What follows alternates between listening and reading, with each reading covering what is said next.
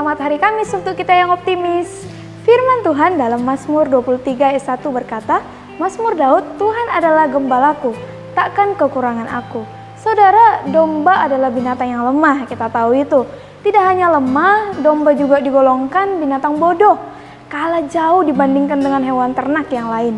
Tanpa gembala, domba akan bercerai-berai. Bisa tersesat, bisa tergelincir ke jurang, bisa dimakan binatang buas, bisa celaka, bisa mengalami hal-hal buruk lainnya. Walau demikian, kelemahan domba itu justru bisa jadi kelebihan. Mengapa? Karena domba memiliki ketergantungan mutlak kepada gembalanya.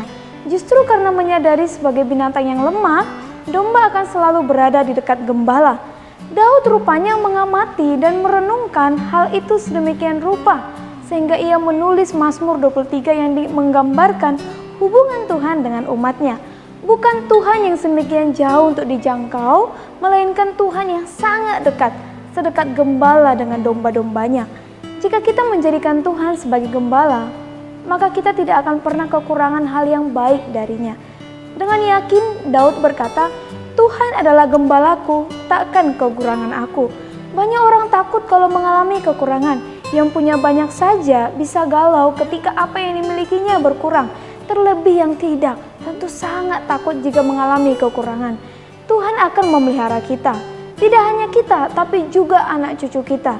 Firman Tuhan dalam Mazmur 37 ayat 25 berkata, Dahulu aku muda, sekarang telah menjadi tua, tapi tidak pernah kulihat orang yang benar ditinggalkan atau anak cucunya meminta-minta roti. Selama domba itu bersama gembala, dia tidak akan pernah mati kelaparan.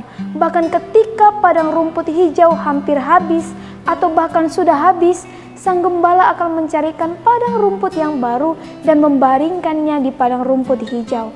Jika gembala manusia saja sedemikian memperhatikan kebutuhan domba-dombanya, terlebih lagi gembala kita, gembala agung, yaitu Tuhan Yesus Kristus. Dia memerhatikan segala kebutuhan kita. Kita memang butuh ini dan itu, tapi kita tidak akan pernah kekurangan sebab Dia memelihara kita. Ingat, kelangsungan hidup seekor domba sangat ditentukan seberapa besar domba itu bergantung kepada gembalanya. Kiranya firman ini boleh memberkati kita. Tuhan Yesus memberkati. Amin. Kita bersatu di dalam doa. Bapa di surga, kami bersyukur Tuhan punya Allah yang begitu mengasihi kami. Bapa sebagai gembala kami, dan kami mau terus bergantung kepada Tuhan.